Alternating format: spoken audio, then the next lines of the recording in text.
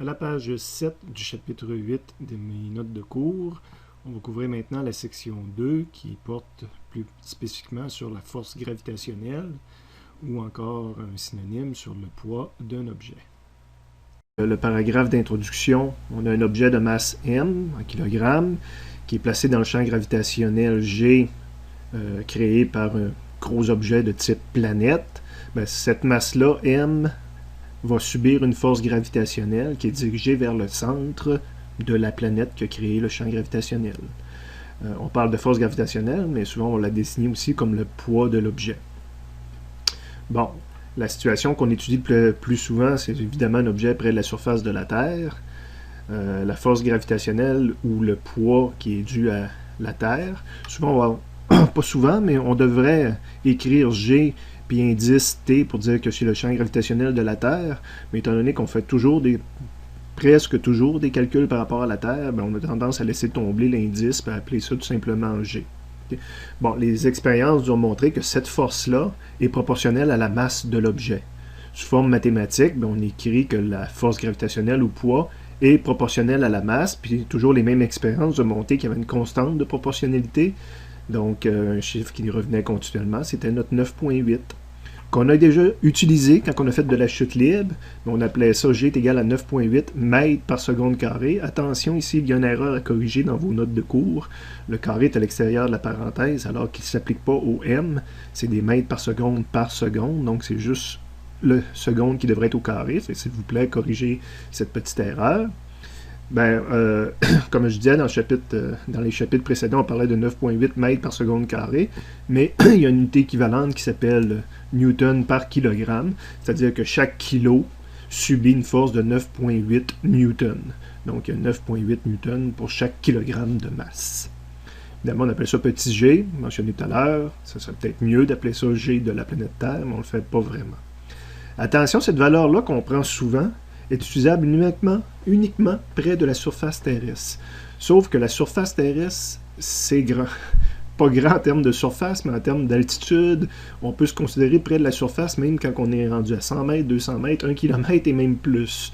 Dans une autre session, lorsque notre ami, j'oublie son nom, a fait son plus long saut de chute libre, on s'était amusé à calculer juste avant qu'il saute quelle accélération gravitationnelle qu'il subissait là, dans sa nacelle. Puis, je me rappelle bien, on arrivait à 9.6 au lieu de 9.8, mais pour quelques kilomètres d'altitude, donc on avait pratiquement encore la même valeur. Évidemment, on n'avait pas exactement la même valeur, donc G n'est pas une constante, donc quand on utilise 9.8, c'est une simplification qu'on fait. Quoique elle, la masse, qui est une quantité de matière, ne varie pas, on l'a déjà mentionné. Donc, la force gravitationnelle ou poids, c'est donc une fonction qui dépend à la fois de la masse et à la fois de la valeur de G.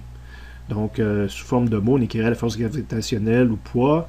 On s'est aperçu que c'était égal à la masse fois le champ gravitationnel. Sous forme mathématique, on dirait Fg ou P est égal à petit m fois petit g. Et on obtient une valeur en newton. Donc, si on obtient une valeur en newton, qu'on a décidé de nommer ces unités-là newton, en l'honneur de M. Newton, ben, ça veut dire que la force 1 newton, c'est égal à, petit m, c'est des kilogrammes, puis g, on a vu que ça pouvait être des mètres par seconde carrée. Donc, 1 newton est égal à 1 kg par mètre seconde carrée. On finit en rappelant qu'il y a des synonymes, champ gravitationnel, accélération gravitationnelle et attraction gravitationnelle. Ça veut tout dire la même chose, on est tout en train de parler de la grandeur physique g. À la page 8, on continue la section 2, la force gravitationnelle ou le poids d'un objet. Prenez quelques secondes pour arrêter la vidéo puis lire et comprendre le premier paragraphe, qui a son importance. On va faire un premier exemple de cette chose-là pour expliquer là, à quel endroit se trouve le centre de masse ou le centre géométrique de l'objet, des fois qu'on dit. Exemple 2. Dessiner et calculer la valeur de la force gravitationnelle exercée sur le même objet de masse 1 kg dans les trois situations illustrées ci-dessous. Entre parenthèses, sur la surface de la Lune, l'accélération gravitationnelle, le G de la Lune, est égal à 1,6 mètres par seconde au carré. Donc, les trois situations, c'est une masse reposant sur un plat sur la Terre. Deuxième situation, une masse reposant sur une pente sur la Terre. Puis notre troisième situation, c'est la masse qui repose sur un plat, mais sur la Lune.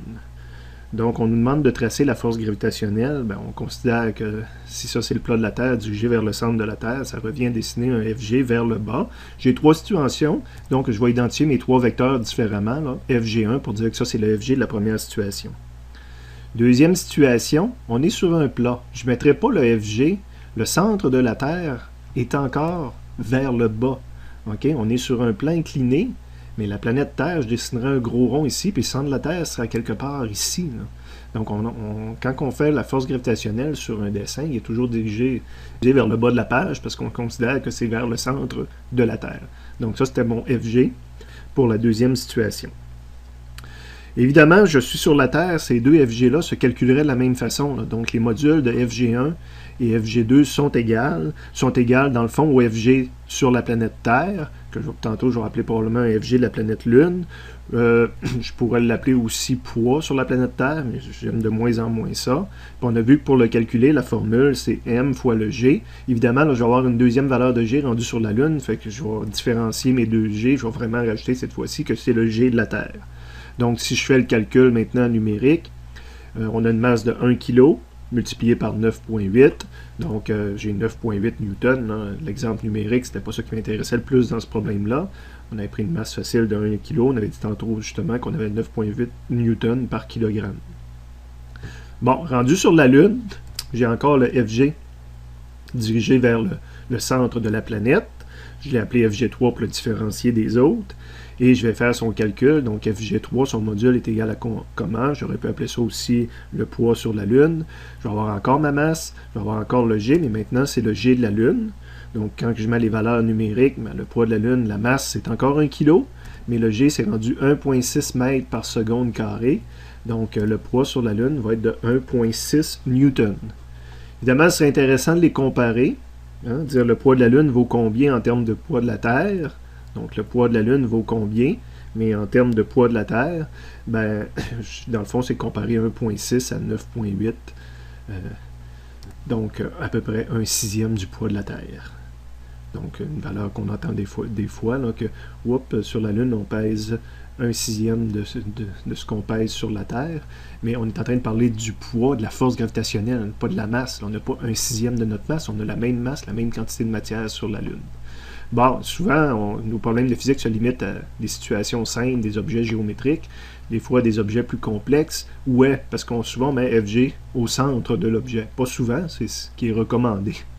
Mais là, si l'objet n'est pas symétrique, c'est plus difficile de mettre FG au centre géométrique. De toute façon, c'est pas au centre géométrique qui devrait se trouver, mais au centre de masse, parce qu'évidemment, j'ai pas une masse volumique uniforme dans une voiture comme ça. L'avant avec le moteur peut être plus pesant, donc la place de FG pourrait être à différents endroits. Tant qu'on ne fait pas de la stabilité par rapport en termes de rotation ou des moments de force qui font appel aussi à des notions de rotation, donc tant qu'on est dans le domaine de la translation, la position des FG n'a pas beaucoup d'importance sur l'objet.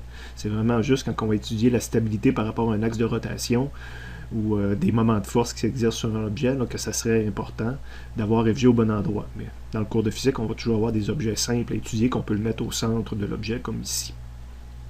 Je tourne à la page 9, donc on est toujours sur la force gravitationnelle ou le poids d'un objet. On va faire un deuxième exemple.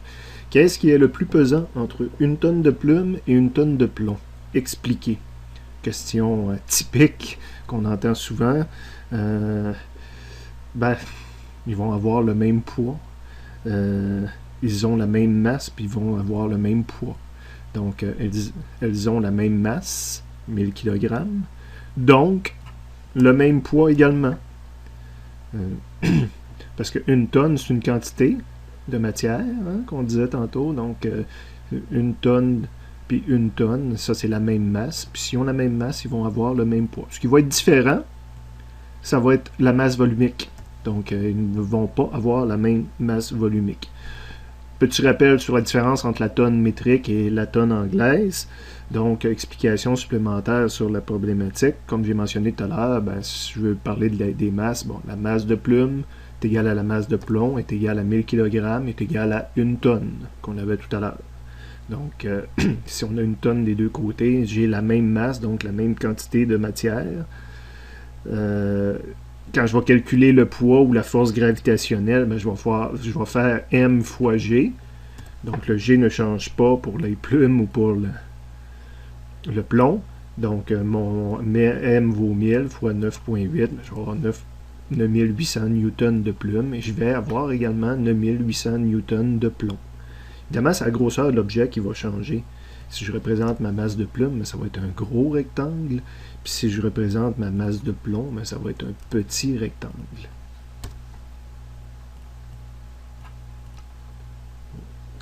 S'ils ont le même poids de 1800 newtons, mais si je représente les vecteurs, je vais mettre des vecteurs qui ont la même longueur au centre de l'objet.